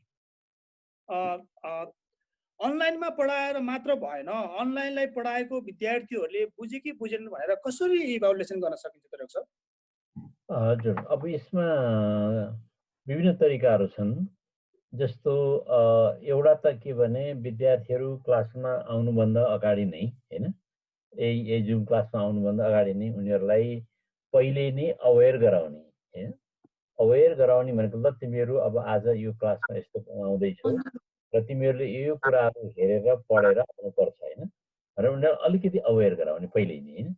पहिल्यै नै हजुर अवेर गराइसकेपछि के हुन्छ भने म यस्तो भर्चुअल क्लासमा हैन जाँदैछु, जहाँ मैले हैन अब प्रत्यक्ष मेरो सशरीर उपस्थिति भए जस्तो चाहिँ हुँदैन हैन। तर मैले चाहिँ के गर्न सक्छु भने अलिकति मेरो मेन्टल फ्रेम हैन अलिकति मैले सक्रिय बनाएर गएँ भने अलिकति मेरा क्वेसन्सहरू हैन मैले राखेका जिज्ञासाहरू मैले शिक्षकसँग अलिकति अन्तर्क्रियात्मक रूपमा प्रस्तुत गर्न सक्छु भन्ने एउटा मानसिक तयारी चाहिँ विद्यार्थीहरूमा भइदियो पहिले नै भने हैन अनि यो कुरा अलिकति सम्भव हुन्छ। होइन भने अब जस्तो भनौँ न मैले चाहिँ परम्परागत रूपमा अब पावर पोइन्टहरू डेभलप गरेँ, पावर पोइन्ट प्रेजेन्टेसन गरेँ होइन र विद्यार्थी साथीहरूको चाहिँ खालि पावर पोइन्टमा मात्रै ध्यान गयो, शिक्षकतिर ध्यान गएन, शिक्षकहरूसँग अलिकति अन्तर्क्रियात्मक होइन उनीहरूको चाहिँ बोलीचाली हुन सकेन होइन, दोहोरो कुरा आदान प्रदान हुन सकेन, शिक्षकले दिने मात्रै विद्यार्थीले सुन्ने मात्रै भयो भने त्यो अनलाइन सिस्टममा त झन् उनीहरूलाई बढी निष्क्रिय बनाउने होइन त्यो सिस्टम अपनाएको जस्तो मात्रै हुनसक्छ कि त्यो समस्या चाहिँ हुनसक्छ। त्यस कारणले गर्दाखेरि चाहिँ उनीहरूको सक्रियता खोज्ने भनेको के भने उनीहरूलाई पहिले नै हामीहरूले यो सिस्टमको बारेमा अलिकति अवेर चाहिँ गराउन जरुरी हुन्छ होइन। जहाँ जोसँग पहुँच छ त्यसको मात्रै, अब पहुँचै छैन भन्ने कुरा फेरि अर्को वैकल्पिक विधि हामीले अपनाउँछौँ। वैकल्पिक विधि भनौँ न अपनाउने अर्को अर्को खण्ड हो। तर त्योभन्दा अगाडि जोसँग यो पहुँच छ त्यो पहुँच भएको व्यक्तिहरू सँग पहुँच भएको चाहिँ परिवार होइन जो छ त्यसलाई चाहिँ हामीले अवेर गर्नु। अहिलेको चाहिँ हाम्रो अवेरनेसको पनि समस्या छ कि अलिकति होइन र यो आवश्यकता हो र यसपछि म चाहिँ सचेत छु र यो प्रविधिमा म पस्दैछु भन्ने कुराको जानकारी हुनु जरुरी छ। म्याडम पनि आउनु देखिन्छ। धन्यवाद डाक्टर साहब, म तपाईँका फेरि पनि आउँछु। त्योभन्दा अगाडि म म्याडमलाई मैले देखेको छु। म्याडम नमस्कार। नमस्कार सर। तपाईँ अघि आउनु भएको थियो नि, त्यही भएर मैले डाक्टर साहबलाई क्वेसन सोधेँ। अनिल सरले भन्नुभयो नेपालमा जम्मा 15% विद्यार्थीहरू मात्रै अनलाइनको एक्सेसमा हुनुहुन्छ, त्यसले गर्दाखेरि प्रत्यक्ष पढाउँदाखेरि जतिको इफेक्ट चाहिँ अरू हुँदैन भनेर भयो। यदि स्कुलमै ल्याएर पढाउने हो भने WHO ले भनेको तरिकाले सावधानिक भएर स्कुल खोल्न सक्ने अवस्था छ कि छैन, विद्यार्थीलाई 1 मिटर पर राखेर पढाउन सक्ने स्थिति छ कि छैन, सेनिटाइजर र साबुनको व्यवस्था गर्न सकिन्छ कि सकिँदैन, पिरियडै पछि साबुन पानीले हात धुन लगाउन सक्ने अवस्था छ कि छैन, यी यस्ता धेरै समस्या सान्दर्भिक छन्। यी समस्यालाई छलफल गर्नको लागि विद्यालयले मात्रै पनि सक्दैन। त्यसको लागि विद्यालयले सरकारसँग के आशा गरेको छ, सरकारले विद्यालयसँग के आशा गरेको छ होला, सरकारले कस्तो सहयोग गर्न सक्छ म्याडम? सहभागी साथीहरूलाई मेरो नमस्कार। आज म यस कार्यक्रममा सहभागी हुन पाउँदा असाध्यै खुसी लागेको छ। मैले धेरै कुराहरू सिक्ने अवसर पाएँ, सरहरूबाट धेरै कुराहरू सिकेँ। अनिल सरले जुन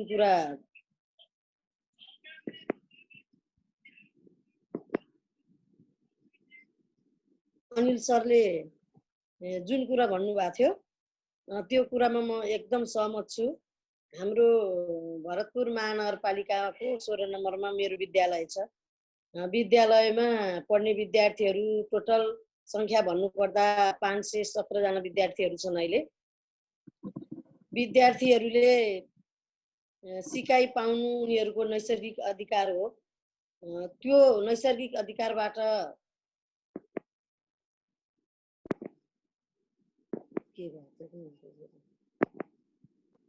म्याडम भन्नु सुनिरहेछ।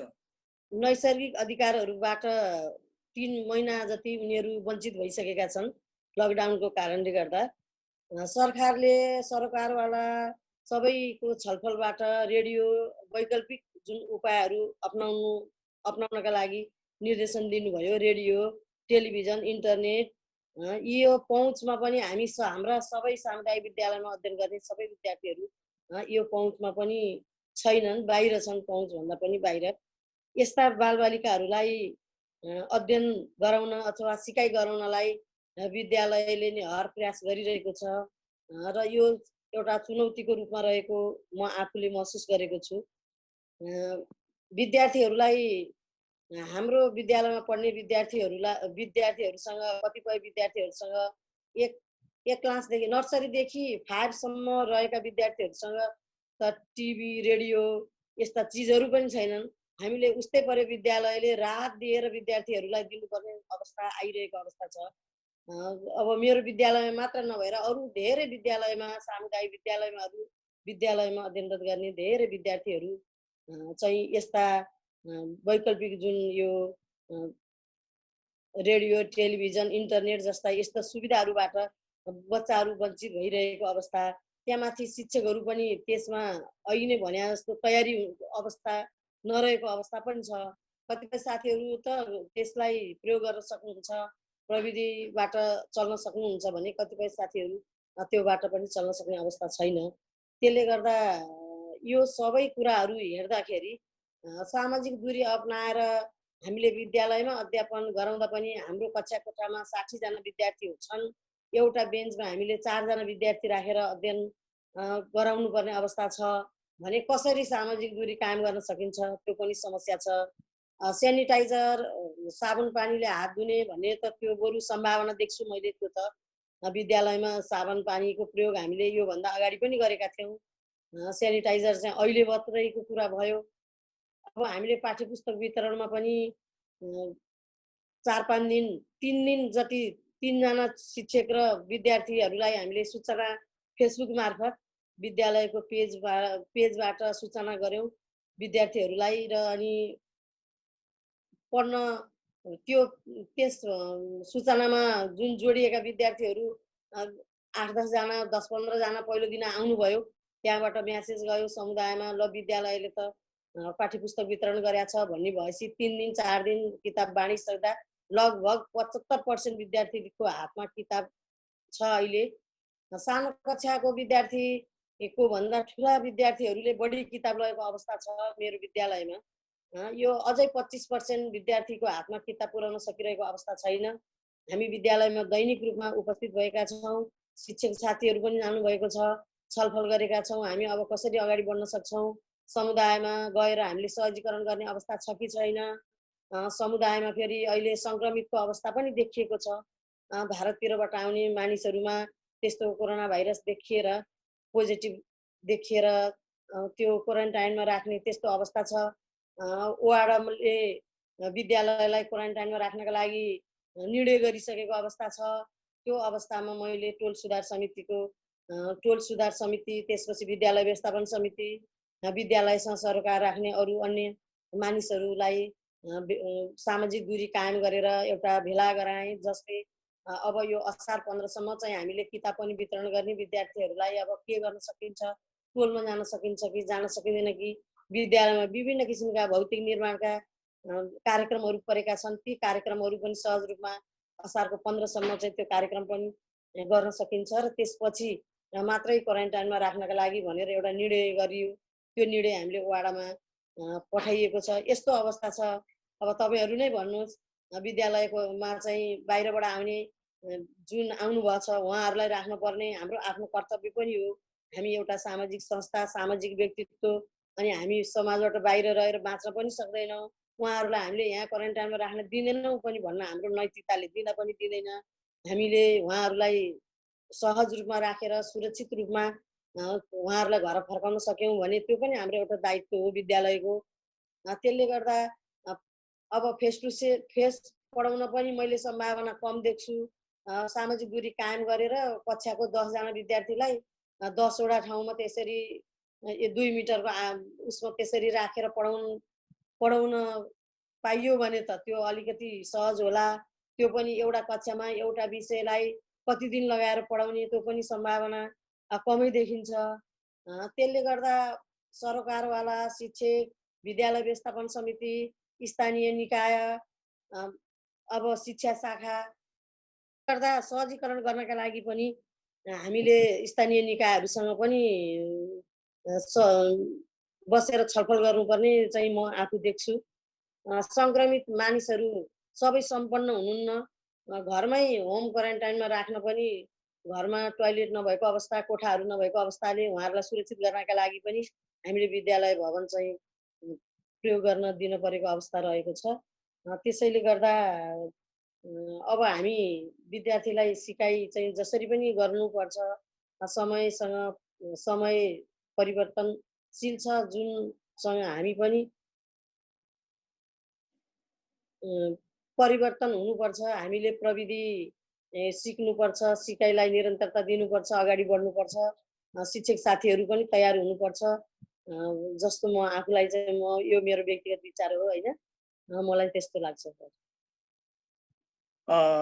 धन्यवाद म्याडम, धेरै राम्रो कुरा गर्नुभयो। डाक्टर साहबले केही कुरा भन्न खोज्नु भएको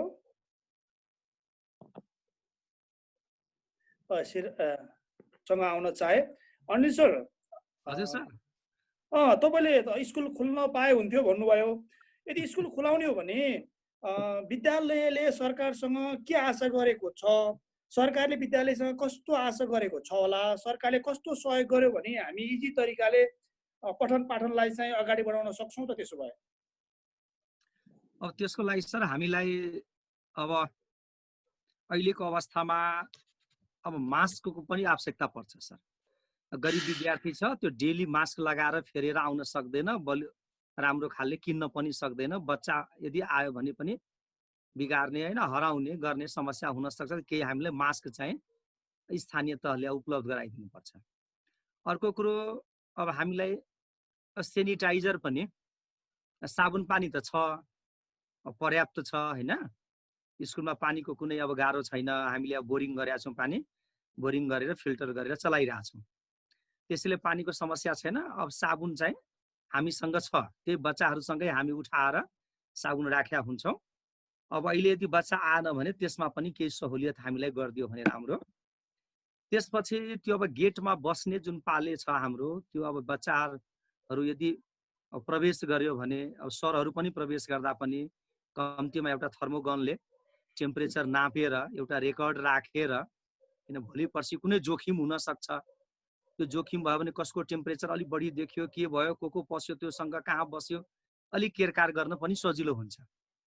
त्यसपछि त्यो अब हामी नै अब क्लासमा गयौँ भने पनि या सरहरू यदि अब होमवर्क चेक कि त अब होमवर्क चेक गर्नु भएन फेस टु फेस नजिकमा गएर, यदि अब नजिकमा गयो भने त त्यो जति पनि टिचर छ र कर्मचारी छ त्यो सबैलाई पिपिई को व्यवस्था गर्नु पर्यो, त्यो त लगाउनु पर्यो।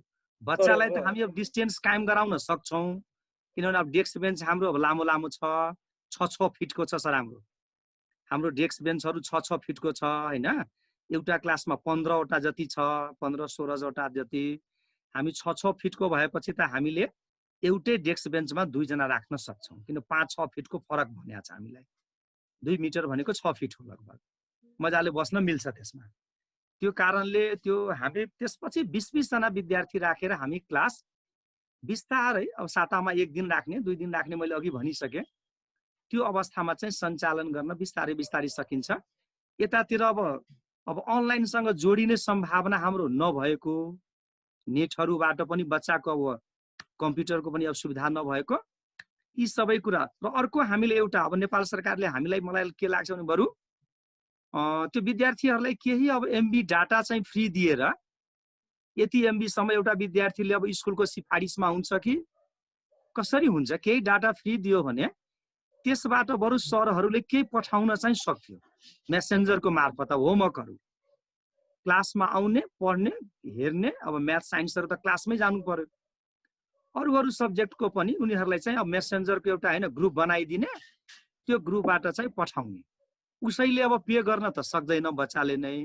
गरिब विद्यार्थीहरू धेरै अब सामुदायिक विद्यालयमा त्यस्तै कमजोर वर्गका विद्यार्थी छन्। सरकारले चाहिँ यति एमबी डाटा उपलब्ध गराउने। त्यो के हो भने त्यो विभिन्न देशमा रहेछ फेरि त्यस्तो। अस्ति हामीले अब दिल्लीका अब टिचरहरूसँग जोड्यौँ लगभग अब 1 महिना अगाडि, त्यहाँ ठ्याक्कै यही सिस्टम रहेछ। विद्यार्थीलाई सरकारले नै उपलब्ध गराउँदो रहेछ डाटा उपलब्ध गराइदिँदो रहेछ। अहिले पनि त्यहाँ कक्षा सञ्चालन भइरहेछ। सरहरू क्लास घरमै बसेर बोर्डमै लेखेर 40 मिनटको भिडियो जस्तो पठाउनु हुँदो रहेछ। बच्चाहरूलाई पैसा लाग्दैन, त्यो मोबाइलमा यति एमबी फ्री छ, त्यसमा जोडिएर अनि त्यसपछि शिक्षण सिकाइहरू चाहिँ त्यहाँ जारी रहेछ। अब हङकङको अस्ति जोडे, त्यहाँ पनि त्यही रहेछ। ताइवानसँग जोडे, त्यहाँ पनि उनीहरूको त्यही सिस्टम रहेछ। अब हुँदा यो के अरे बङ्गलादेशसँग जोडे, बङ्गलादेशमा पनि त्यस्तो सिस्टम रहेछ। त्यसैले यसमा अब अलिकति हाम्रो सरकारहरूको वास्तवमा ध्यान चाहिँ त्यति पुग्न सकेको छैन। नभए केही न केही फाइदा त्यसबाट पठाएको कुरो त बिहान गार्जियन बस्यो भने बच्चाले त बिहान भए पनि त पढ्न पाउँथ्यो नि, दिउँसै बसिरहनु पर्दैन थियो। अब एफएमहरू त के छ भने जुन बेला दियो त्यो बेला सुन्नु पर्ने हो, पछि आउँदैन।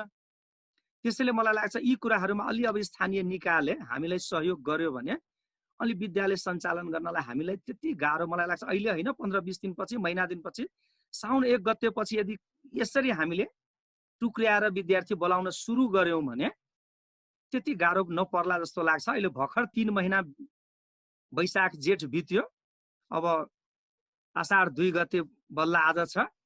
विश्वका अब विभिन्न देशहरूमा अब विद्यालय 3 महिना बन्द हुँदो रहेछ कन्टिन्यू। त्यसैले यो अहिले समर भेकेसन हुने डेट रहेछ अरू अब कन्ट्रीको लागि पनि, पश्चिमा राष्ट्रमा पनि। दिल्लीमा यहाँ 2 महिना होइन अब गर्मी बिदा हुँदै रहेछ। हामीले त्यसैले अहिले धेरै अब आत्तिनु पर्ने अवस्था मैले त्यस्तो देखेको छैन। साउनको हामी 15बाट पनि क्लास कन्टिन्यू गर्न पायौँ भने इजिली हामी चैत्रसम्ममा सबै सम्पन्न गर्न सक्छौँ, वैशाखमा जाँच लिन सक्छौँ। सर धन्यवाद अनिल सर। अनिल सर, तपाईँले भन्न खोज्नुभयो जुनियर क्लासलाई चाहिँ प्रत्यक्ष नै पढाउँदाखेरि उपयुक्त हुने र माथिल्लो क्लासलाई चाहिँ हामी अनलाइनबाट पनि हामी जान सक्छौँ भन्ने कुराहरू भयो होइन अनिल सर? सकिन्छ। म डाक्टर साहब भन्न आउन चाहे। अनिल सरले भनेको कुरामा रहेर डाक्टर साहब, हजुर हजुर, हामीहरू आर्थिक रूपमा जस्तो सुकै अवस्थामा भए पनि अनलाइनमा त हामी जानै पर्ने जस्तो कुरा गर्नुभयो अनिल सरले हायर एजुकेसनमा चाहिँ। यो अवस्थामा विद्यालय कस्तो तयारी गर्नुपर्छ विद्यालयले, र अभिभावकको दायित्व र भूमिका चाहिँ कस्तो भयो भने हायर एजुकेसनमा चाहिँ हामी अनलाइनलाई चाहिँ प्रभावकारिता बनाउन सक्छौँ डाक्टर साहब? अब तुलनात्मक रूपमा हायर एजुकेसनमा अनलाइन सिस्टम अलिकति प्रभावकारी हुनु स्वाभाविकै हो।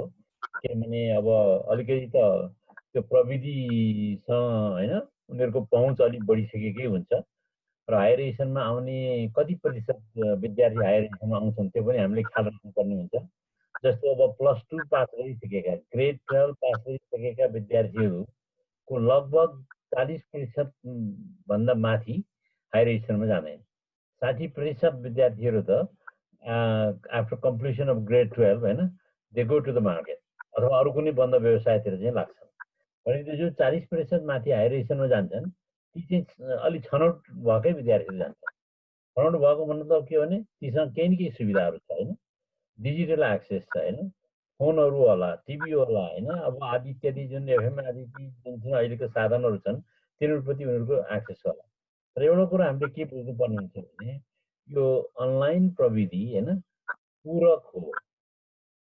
यो यसले फेस टु फेस एजुकेसन सिस्टमलाई त्यो डेलिभरी मोडलाई रिप्लेस गर्न सक्दैन, विस्थापित गर्न सक्दैन।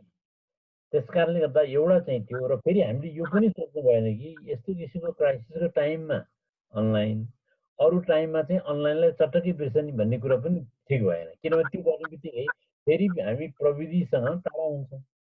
अब प्रविधिको साथ त हामीलाई हर हमेसा चाहिन्छ, क्राइसिस भए पनि क्राइसिस नभए पनि। किनभने त्यसले अब यहाँलाई भन्नै पर्ने हुन्छ अब अहिले 21औं शताब्दीमा पसिसकेपछि 21औं शताब्दीका धेरै स्किलहरूमध्ये एउटा स्किल भनेको के हो भने आइसिटीको प्रयोग गर्ने स्किल पनि हो। नि हामी 21औं शताब्दीमा बाँच्न चाहन्छौँ भने प्रविधिको प्रयोग बिना हाम्रो अब सर्भाइभल त्यति सहज हुँदैन। त्यसोस्ले गर्दाखेरि पनि हायर एजुकेसन 21st सेन्चुरी होइन, 21st सेन्चुरी स्किल्स र हाम्रो यस्तो किसिमको क्राइसिसको समयमा पनि आखिरीमा यो डिजिटल टेक्नोलोजीको प्रयोग त गर्नुपर्ने हुन्छ। यो कारणले गर्दाखेरि अहिलेको सङ्कटापन्न स्थितिमा मात्र यसको प्रयोग गर्ने यो विकल्प हो होइन भनेर हामीले यसलाई चाहिँ अलिकति आवश्यकताभन्दा बढी नै जोड दिएको हो कि जस्तो पनि मलाई लागिरहेको छ होइन। त्यस कारणले गर्दाखेरि दुईवटा कुराहरू चाहिँ यसले जुन किसिमका आम्ने सामने भएर होइन शिक्षा सिकाइ गर्ने जुन प्रक्रिया छ त्यो प्रक्रियालाई यसले विस्थापित गर्न सक्दैन। दोस्रो कुरा के छ भने यस्तो किसिमको सङ्कटको बेलामा मात्रै अनलाइन हामी डेलिभरी गर्ने अनलाइन टिचिङ गर्ने भन्ने जुन हाम्रो एउटा सोच आयो अहिले त्यो सोचलाई पनि हामीले करेक्सन गर्नुपर्ने हुन्छ होइन। ताकि यो डिजिटल युजको डिजिटल टेक्नोलोजिकल डिभाइसेसहरूको प्रयोग भन्ने कुरा अब अनलाइन अफलाइन होइन कुनै पनि बेलामा यसको प्रयोग चाहिँ हामीसँग हुनुपर्ने हुन्छ। र अब यो हाम्रो जीवनको एउटा दैनिक जीवनको एउटा अङ्ग चाहिँ बन्न पुग्नुपर्ने हुन्छ। मैले चाहिँ यसरी हेरिरहेको छु यसलाई। हजुर है गिरी सर। हजुर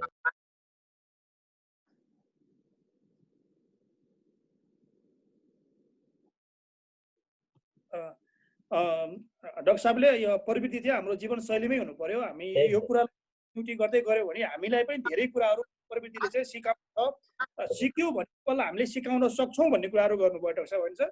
यही कुरा गर्दाखेरि त यो कोरोनाको भूत जगाउँदै गयौँ भने त यो अन्तमा त यो विद्यार्थीलाई अभिभावकको अगाडि त हामी त एउटा अपराधिक जस्तो ठहरिन सक्छौँ। त्यसले गर्दाखेरि यो खतरा त हामीसँग छ, यो कोरोनाको खतरा त हामीसँग छ। यसको बावजुद पनि हामीले अनलाइनबाट अथवा प्रत्यक्ष रूपमा विद्यार्थीहरूसँग डे टु डे हामी कसरी कन्ट्याक्टमा रहेर उनीहरूलाई हामीले पढाइ सम्बन्धीमै रहेर व्यस्तता बनाउन सक्छौँ त म्याडम? अब त्यो मैले गर्न सक्दैन नगर्ने भने होइन सर, गर्न पर्यो। हामीले विद्यार्थीहरूलाई अपडेट गर्दा मोबाइलबाट फोन गर्न सक्छौँ, अभिभावकसँग फोन गरेर हामीले किताब त मैले भनिसकेँ नि हजुरलाई 75% विद्यार्थीले पुस्तक लिइसकेका छन्। बाँकी विद्यार्थीहरू चाहिँ घरबाट बाहिरको विद्यार्थीहरू यहाँ बसेर पढेका र अहिले घर गएको अवस्था भएको हुनाले उनीहरूलाई चाहिँ वितरण गर्न नसकेको अवस्था पनि छ। हामीले चाहिँ अब सहजीकरण गर्नका लागि अब हामी समुदायमा पनि जानुपर्छ। समुदायमा गएर पनि विद्यार्थीसँग सहजीकरण गर्नुपर्छ। जति विद्यार्थीसँग रेडियो छ रेडियोलाई प्रयोग गर्न हामी भन्न पर्यो। जति विद्यार्थीसँग टिभी छ टेलिभिजन छ, हाम्रा सबै विद्यार्थीसँग टेलिभिजन पनि रहेनछन्। अब त्यो जुन सूचना अनुसार हामीले कति विद्यार्थीसँग रेडियो छ कति विद्यार्थीसँग टेलिभिजन छ भनेर त्यो हेर्दा पनि हाम्रो सानो तहमा पढ्ने विद्यार्थीहरूसँग कतिपय विद्यार्थीहरूसँग टेलिभिजन पनि रहेनछ। हाम्रो विद्यालयमा आउने कतिपय विद्यार्थीहरू अर्काको घरमा बसेर काम गरेर दिउँसोमा पढ्न आउने त्यस्ता खाले बच्चा पनि छन्। जुन बाबुआमासँग बसेर अभिभावकसँग बसेका छन् त्यस्ता बच्चाहरूलाई त अभिभावकले मोबाइल चाहिँ लगभग 50% विद्यार्थीसँग घरमा मोबाइल छ अभिभावकसँग, त्यसको पनि प्रयोग गर्न पाए। घरमा बिहान बेलुका मोबाइल पनि प्रयोग गर्न पाए।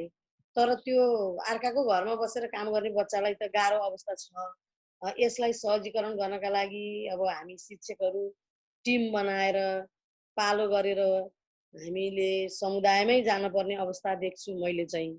अब विद्यालय सरले भने चाहिँ अनिल सरले भने चाहिँ एउटा कक्षामा 50 जना विद्यार्थी छन्, 15 जना 16 जना विद्यार्थीलाई एक दिन बोलाउने, तिनीहरूको पालो हप्तामा 3 दिन आउने हो। त्यसरी जाँदा पनि अलिकति सहज चाहिँ विद्यालयलाई पनि हुन्छ र विद्यार्थीलाई पनि हुन्छ। सङ्क्रमित अवस्था कम गर्नलाई, विद्यार्थीलाई सुरक्षित गर्नलाई र शिक्षक आफू पनि स्वयं सुरक्षित भएर त्यो सामाजिक दूरी कायम गरेर अध्यापन गराउन सक्यो भने त्यो पनि विधि एउटा मलाई चाहिँ त्यो बाटो पनि गर्न सकिन्छ जस्तो लाग्यो सर। तपाईँले भन्न खोज्नु भएको चाहिँ कुनै विद्यार्थी चाहिँ अब बाल श्रमिक छ, कुनै विद्यार्थी चाहिँ श्रमिकको छोराछोरीहरू छन्, उनीहरूसँग टिभी मोबाइल केही पनि नभएको अवस्था, यो हाम्रो चुनौती हो होइन म्याडम? तपाईँले भन्न खोज्नु भएको होइन? र यसलाई अब हामीले आफ्नो ठाउँबाट कति सक्छौँ त्यो क्षमता अनुसार उहाँहरूलाई चाहिँ शिक्षा चाहिँ दिन सक्नु पर्यो र पर्छ भन्ने कुराहरू गर्नु त्यो हाम्रो दायित्वभित्र पर्छ सर। हो। धन्यवाद म्याडम, धेरै महत्त्वको कुरा गर्नुभयो। म अब फेरि डाक्टर साहब भठानै आउन चाहे। डाक्टर साहब हजुर यो अलिकति फरक छ। अहिले गत वर्षको डाटा हेर्ने हो भने 70,000 भन्दा धेरै विद्यार्थीहरूले नो अब्जेक्सन लेटर लिएर बाहिर पढ्न गएको अवस्था छ। त्यसमा केही पर्सेन्ट चाहिँ उनीहरू जानको लागि रेडी थिए, तर यो अवस्था आएको हुनाले उनीहरू जान सकेनन् भने अबको वर्षमा त्यति नै विद्यार्थी बाहिर पढ्न जानको लागि उनीहरूको माइन्ड सेट चाहिँ उनीहरूको तयारी भएको अवस्था छ, तर उनीहरू जान सक्ने अवस्था छैन। तिनीहरू पनि नेपालमै पढ्न पर्ने बाध्यता छ। उनीहरू नेपालमै पढ्नको लागि गभर्मेन्टले कस्तो किसिमको रणनीति र कार्यनीति बनायो भने ती विद्यार्थीहरू नेपालमै पढ्न सक्छन्। डाक्टर साहब अब यसमा के छ भने सार्वजनिक विद्यालयको सबलीकरण हैन भन्ने नीति है, अब राष्ट्रिय शिक्षा नीतिमा सरकारले राष्ट्रिय शिक्षा नीति पोहोर केही समय अगाडि जुन प्रकाशन गर्यो त्यसमा उल्लेख भएको कुरा हो हैन। अब सार्वजनिक शिक्षालाई सबल बनाउने भनेको के हो हैन, भनेको मतलब त्यसलाई गुणात्मक बनाउने। गुणात्मक भनेको के हो भन्दा विद्यार्थीलाई त्यसले सन्तुष्टि दिनु पर्यो। विद्यार्थीले खोजेको शिक्षा है हाम्रो शैक्षिक संस्थाहरूले दिन सक्नु पर्यो। त्यसले गर्दा चाहिँ अब गुणात्मकता भनेको अहिले अब हामी 21औं शताब्दीमा हैन गुणात्मकतालाई चाहिँ दुई तरिकाबाट हेर्छौँ। यसमा उत्कृष्टता हुनु पर्यो, सन्तुष्टि दिनु पर्यो। कुनै चिज उत्कृष्ट भएपछि त्यो उत्कृष्ट चिजले सन्तुष्टि पनि दिनु पर्यो। उत्कृष्ट मात्रै भएर भएन। उत्कृष्ट छ तर सन्तुष्टि दिएन भने त्यसमा गुणात्मकता नहुनु पनि सक्छ। त्यसो भने अब सरकारले यदि साँच्चै नै सिन्सियरली भनौँ न इमान्दारिताका साथ त्यो भनेको र आफूले विकास गरेको जुन नीति हो राष्ट्रिय शिक्षा नीति हो त्यो नीति अनुसार काम गर्ने भने हाम्रा अहिले भर्खरै म्याडमले पनि भन्नुभयो हैन, सार्वजनिक विद्यालयहरू अथवा सामुदायिक जुन विद्यालयहरू छन्, सामुदायिक विद्यालयमा धेरै जसो चाहिँ श्रमिक केटाकेटीहरू छन् हैन, घरेलु श्रमिक हैन केटाकेटीहरू पढ्छन् भने यदि सामुदायिक विद्यालयहरूमा बहुसङ्ख्यक यस्तो विद्यार्थीहरू पढ्छन् भने यिनीहरूको लागि गुणात्मक शिक्षा सरकारले कसरी उपलब्ध गराउन सक्छ त? त्यो एउटा अहम प्रश्न भयो क्या हैन। र अर्को कुरा अहिले सरले भन्नुभयो जस्तै चाहिँ जुन 70-75,000 अब जति छन् हैन, अब यी विद्यार्थी चाहिँ बाहिर जान्छन् हरेक वर्ष हैन, र हाम्रो देशको चाहिँ ठुलो धनराशि पनि बाहिर गइरहेछ है भने ती त्यस्ता क्वालिटी एजुकेसन खोज्ने खालका विद्यार्थीहरू जो छन् तिनीहरूलाई पनि अब हामी कहाँ त केही मेगा इन्स्टिट्युसनहरू छन्, मेगा कलेजहरू होलान् हैन, मेगा स्कुलहरू होलान्। जुन मेगा इन्स्टिट्युसनहरूले आफ्नो भौतिक सुविधा दक्ष भनौँ न तालिम प्राप्त जनशक्ति आदि इत्यादिको माध्यमबाट गुणात्मक शिक्षा दिने कोसिस पनि गरिरहेका संस्थाहरू पनि छन् हैन। त्यस्ता संस्थाहरूलाई पनि यदि यस्ता विद्यार्थीहरूलाई चाहिँ थाम्न हैन सक्ने क्षमता दिने हो भने आखिरमा बाहिर जाने जुन हाम्रो पुँजी हो त्यो पुँजीलाई पलायन गर्नबाट रोक्नु यदि सरकारले इच्छा राख्ने हो भने यस्ता किसिमका विद्यालयहरूलाई पनि कसरी सपोर्ट गर्न सकिन्छ सरकारले त्यो सोच्नु पर्यो। र दोस्रो कुरा अब यस्ता भनौँ न यस्तो उच्च शिक्षामा बाहिर जान खोज्ने विद्यार्थीहरूको मुख्य आधार भनेको त अझै पनि हाम्रो 2/3 भनौँ न सङ्ख्या त सार्वजनिक विद्यालयहरूकै सङ्ख्या छ। सार्वजनिक विद्यालयहरूको सङ्ख्या त्यति 2/3 छ भने अब यसमा सरकारको लगानी हैन, यसमा गुणात्मक शिक्षा प्रवर्धनको लागि सरकारले दिने लगानी, शिक्षकको तालिमको कुरा, शिक्षकको तयारीको कुरा हैन, आवश्यक पर्ने शैक्षिक सामग्रीको कुरा, पूरक हैन पाठ्य सामग्रीको कुरा, उदाहरणको लागि पठन सामग्रीहरू हुन्छ नि त्यो सामग्रीहरूको चाहिँ पूरक सामग्रीहरू दिने, पाठ्य पुस्तकको कुरो मात्रै होइन। अब पाठ्य पुस्तक भनेको चाहिँ कस्तो देखियो भने टिचरको लागि देखियो, विद्यार्थीको लागि देखिएन। यहाँ शिक्षकले पाठ्य पुस्तक हेऱ्यो, त्यो पाठ्य पुस्तक विद्यार्थीको लागि शिक्षकको लागि होइन हैन। तर हामीहरू चाहिँ शिक्षकहरूको धेरै जसो बहुसङ्ख्यक शिक्षकहरूको पठन पाठन के अरे विद्यार्थीको पुस्तक लिएर त्यो पुस्तक हेरेर पढाउने भयो हैन। त्यो चाहिँ त विद्यार्थीको लागि हो, शिक्षकको लागि होइन। तर हामीले बहुसङ्ख्यक शिक्षकहरूको कक्षाहरू हेऱ्यौँ भने विद्यार्थीको लागि तयार पारिएको जुन पाठ्य पुस्तक छ त्यो पाठ्य पुस्तक हेरेर डेलिभरी भइरहेको देखिन्छ हैन। यो चाहिँ हामीले स्वीकार गर्नुपर्ने कुरा हो। तर शिक्षकको तयारी आफ्नो तर्फबाट के त है, शिक्षकलाई आफूले गर्नुपर्ने तयारी के हो त? शिक्षकले आफ्नै भनौँ पाठ प्रविधि प्रयोग गरेर कसरी पढाउने, भन्ने बारेमा शिक्षकको पनि तयारी होइन हुन जरुरी छ क्या। यस्ता विद्यार्थीहरूलाई चाहिँ हामीले यहीँ धारण गर्ने हो, बाहिर चाहिँ पठाउनबाट होइन उनीहरूलाई रोक्ने हो, पुँजीलाई चाहिँ पलायन गर्न चाहिँ रोक्ने हो भने शिक्षकको तयारी पनि उत्तिकै जरुरी देखिन्छ कि। अब यो चिन्ता यो चाहिँ चिन्ताको कुरो होइन, र यो चिन्ता र चासोको कुरो अभिभावकले लिने, शिक्षकले लिने, सरकारले लिने, समुदायले लिने, अब अहिले चाहिँ स्थानीय सरकारले लिने। किनभने हाम्रो कमसेकम ECD-देखि ग्रेड 12सम्मको शिक्षा होइन दिने, त्यसको प्रावधान त्यसको व्यवस्थापन गर्ने त स्थानीय सरकारको जिम्मामा आयो होइन। र स्थानीय सरकार यो कुरामा कतिको चिन्तित छ त, यो चाहिँ सोचनीय कुरा छ कि होइन। त्यस कारणले यो चाहिँ पुँजी बाहिर पलायन भयो भन्ने कुरा एउटा चिन्ताको कुरो हो, तर त्यो पुँजीलाई कसरी रोक्न सकिन्छ त भन्ने बारेमा एउटा पृथक खालको चिन्तन चाहिँ जरुरी छ। र यस्ता विद्यार्थीहरूलाई पनि हामीले देशभित्रै गुणात्मक शिक्षा दिन सक्छौँ, सम्भवतः त्यो सहज छ होइन भन्ने कुरामा चिन्तन गर्ने होइन प्रवृत्ति अथवा त्यो विकास कहाँबाट गर्ने? शिक्षा मन्त्रालयले गर्ने कि, शिक्षक जनसमुदायले गर्ने कि, अभिभावकले गर्ने कि, अथवा यी सबैको सहकार्यमा होइन यस्तातिर त्यस्ता किसिमका गुणात्मक शिक्षा दिने संस्थाहरू होइन को सबलीकरण कसरी गर्न सकिन्छ, त्यो सबलीकरण गर्ने उपायहरू के हुन् होइन, माध्यमहरू के हुन्, र कसरी थोरै लगानीमा पनि त्यस किसिमको गुणात्मक शिक्षा दिन सकिन्छ। जस्तो हामीसँग छ नि त समता स्कुलले के गरिरहेछ भन्ने त हामीसँग उदाहरण छ नि त होइन। न्यूनतम शुल्क लिएर राम्रो गुणात्मक शिक्षा दिइरहेछ भने त्यो त सम्भव त रहेछ। र त्यो के कारणले चाहिँ सम्भव भयो त भने त्यसको खोजी त गर्न सकिन्छ नि त, त्यसबाट सिक्न सकिन्छ नि त। राम्रा स्कुलहरू, राम्रो कार्य सम्पादन गर्ने स्कुलहरू छन्, ती राम्रो कार्य सम्पादन गर्ने स्कुलहरूसँग त धेरै लेसनहरू हामीले सिक्न सक्छौँ नि त। त्यसो कारणले एकअर्काले होइन राम्रो हाई पर्फर्मिङ जुन स्कुलहरू छन् त्यो हाई पर्फर्मिङ इन्स्टिट्युसनहरूसँग पनि हामीले धेरै लेसनहरू चाहिँ सिक्नु पऱ्यो कि। सहकार्य चाहिँ त्यस्ता विद्यालयहरूसँग पनि हामीले गर्न सक्नु पऱ्यो। त्यसैले गर्दाखेरि चाहिँ हामी सामुदायिक भन्ने बित्तिकै सधैँ यहाँ गरिबका छोराछोरी पढ्छन्, श्रमिकका छोराछोरी पढ्छन्, तिनीहरूले सिक्दैनन्, तिनीहरू तयार भएर आउँदैनन् भन्ने खालको एउटा शिक्षकहरू पनि त्यो मनोवृत्ति होइन ले घर गरेको देखिन्छ होइन। र त्यो मनोवृत्तिबाट उहाँले छुटकारा पाउनु पऱ्यो कि त्यस्ता विद्यार्थीहरूलाई कसरी पढाउने त राम्रोसँग पढाउने भन्ने कुरालाई एउटा चुनौतीको रूपमा उहाँले स्वीकार गर्नु पऱ्यो। म पनि एउटा शिक्षक हो होइन, त्यस कारणले मैले पनि त्यो कुरालाई हामी सबैले त्यसलाई चुनौतीको रूपमा स्वीकार गर्नु पऱ्यो। हामी जहिले पनि के ब्लेम गरिरहेछौँ भने यसरी बचपन हराएका, बचपन राम्रोसँग नगुजारेका होइन दलित, दिनहीन, सुविधाविहीन विद्यार्थीहरू बहुसङ्ख्य यस्ता विद्यार्थीहरू चाहिँ सामुदायिक विद्यालयमा छन्।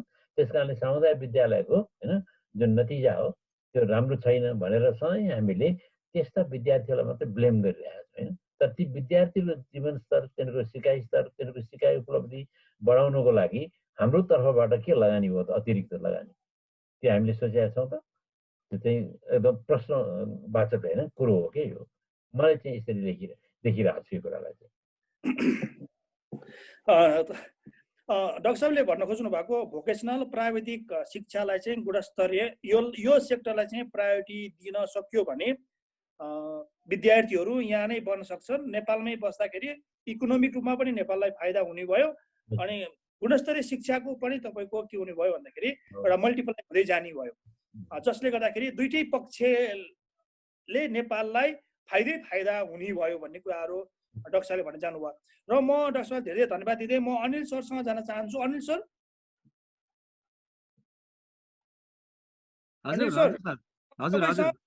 तपाईँसँग केही छ भने तपाईँले केही कुरा राख्न सक्नुहुन्छ, केही छुटेको छ भने त्यसपछि हामी कार्यक्रम लगभग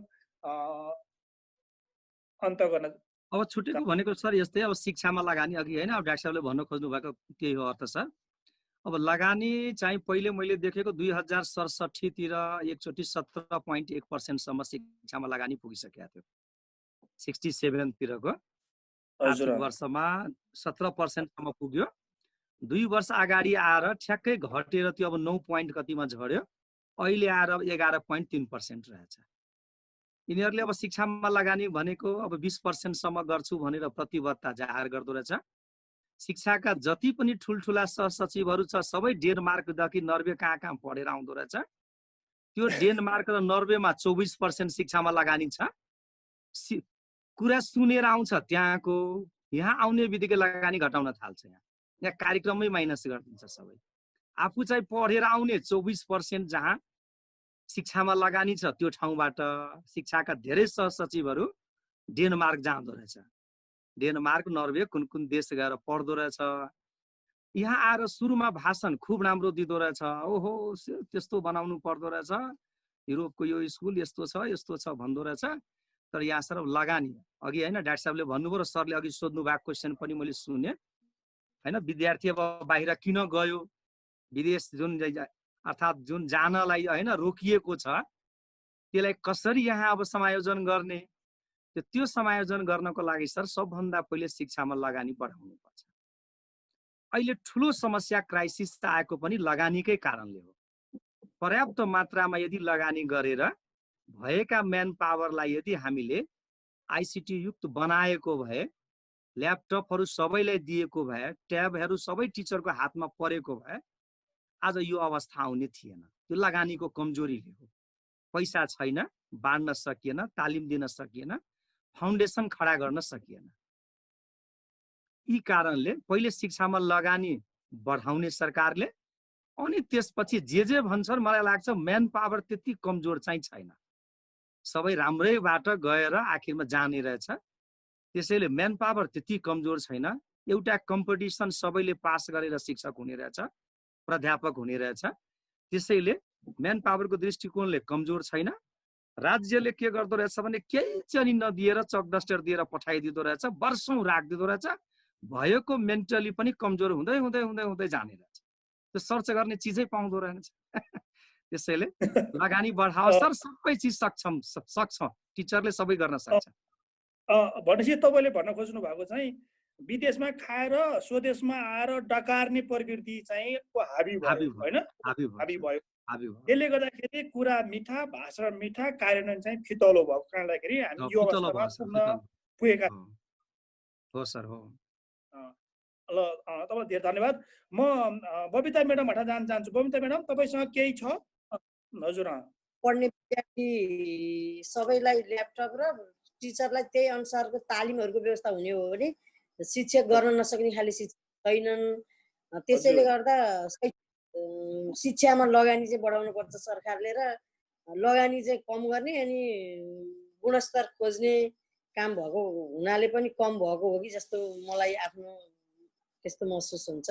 त्यसैले गर्दा शिक्षामा लगानी गर्न पर्यो, त्यही अनुसार शिक्षक पनि लाग्नुपर्छ र विद्यार्थीहरूलाई पनि सहज बनाउन सकियो भने गुणस्तर काम गर्न सकिन्छ जस्तो लाग्छ सर। त्यही हो। ल म्याडमलाई धेरै धन्यवाद। डाक्टर साहब तपाईलाई 1 मिनट दिन चाहन्छु मैले, केही छ भने भन्नु सक्नुहुन्छ। हजुर, मलाई चाहिँ के लाग्यो भने तपाईँको यो जुन CFC च्यालेन्ज फर चेन्ज होइन,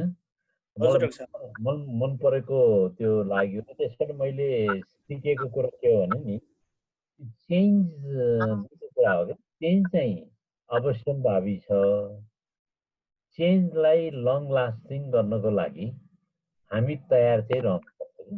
अहिले हामीलाई पनि जस्तो अहिले जुन रूपान्तरणको प्रश्न आयो हाम्रो अगाडि होइन, कोभिड-19 को कारणबाट शिक्षक रूपान्तरित हुनु पर्यो, विद्यार्थी रूपान्तरित हुनु पर्यो, अभिभावक पनि रूपान्तरित हुनु पर्यो, प्रशासन शैक्षिक प्रशासन पनि रूपान्तरित हुनु पर्यो। यो रूपान्तरित कहाँबाट सुरु गर्ने त होइन भन्ने मुख्य सवाल हो नि त। त्यसो कारण रूपान्तरित कहाँबाट सुरु गर्नुपर्ने छ भने चाहिँ प्रयासबाट सुरु हुनुपर्ने होइन। र अहिले हामीले जस्तो वैकल्पिक होइन शिक्षण गर्ने भनेर सरकारले हिजोबाट सुरु गरे होइन, उदाहरणको लागि है। योभन्दा अगाडि पनि यो बारेमा सोच्नु पर्थ्यो नि त है, किन 2 महिना पछि आएर बल्ल यो अब अझै बढ्दैछ कोभिडको सङ्क्रमण होइन भने यो सङ्क्रमण अब चाहिँ लामो समयसम्म यो रहने जस्तो देखियो। त्यसले गर्दाखेरि यो अहिले गर्नु पर्यो भनेर प्रविधिको प्रयोग होइन गर्ने बारेमा अहिले जुन सोचियो नि त, यो सोचाइ चाहिँ अगाडि नै किन भएन होइन अलि, किनभने अब यो चाहिँ 1.5 महिना अगाडि 2 महिना अगाडि चाहिँ यो प्रयोगमा आइसक्नु पर्थ्यो होइन उदाहरणको लागि। त्यस कारणले गर्दाखेरि मैले के भने चाहिँ चेन्ज चाहिँ आवश्यक हो, अवश्यम्भावी पनि छ, र त्यो चेन्जलाई चाहिँ हामीले 3टा तरिकाबाट चाहिँ लानुपर्ने रहेछ कि होइन। एउटा चाहिँ चेन्जको लागि सुरुवात गर्नको लागि सोचै बनाउनु पर्ने भयो।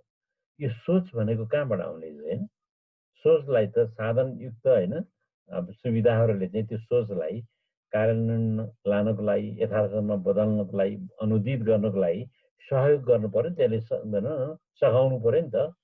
त्यस कारणले गर्दाखेरि चाहिँ चेन्ज चाहिँ अवश्यम्भावी हो, तर त्यो चेन्जलाई हामीले सुरुदेखि नै आत्मसात गर्नु पर्यो। त्यो आत्मसात गर्नको लागि चाहिँ हाम्रो अवेरनेस चाहिँ चाहियो।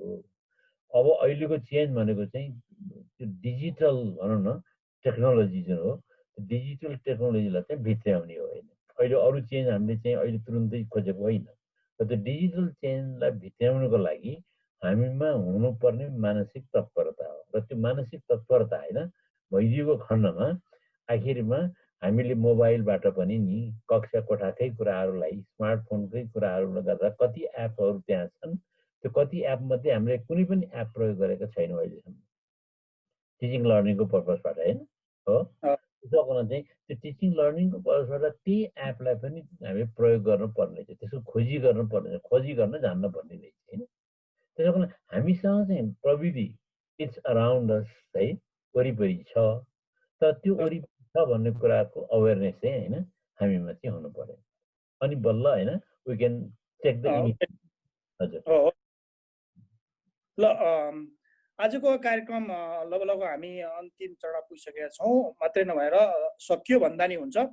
र आजको कार्यक्रम मेरो देश मेरो दायित्व भाग 4 मा हाम्रो निम्तोलाई सहजै स्वीकारेर उपस्थित भई धेरै सान्दर्भिक कुराहरू र व्यवहारिक कुराहरू जसले गर्दाखेरि सरल तरिकाले इम्प्लिमेन्ट गर्न सक्ने कुराहरू भनेर जानुभयो हाम्रो प्रोफेसर डाक्टर वासुदेव काप्ले सरलाई, उहाँलाई म धेरै धन्यवाद दिन चाहन्छु।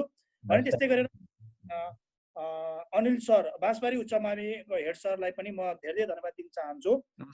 त्यस्तै गरेर हाम्रो श्री मावि दन्दाघारी का हेडमास्टर श्रीमती वनिता म्याडमलाई पनि आफ्नो अमूल्य समय हामीलाई उपलब्ध गराइदिनु भयो, त्यसको लागि धेरै धन्यवाद।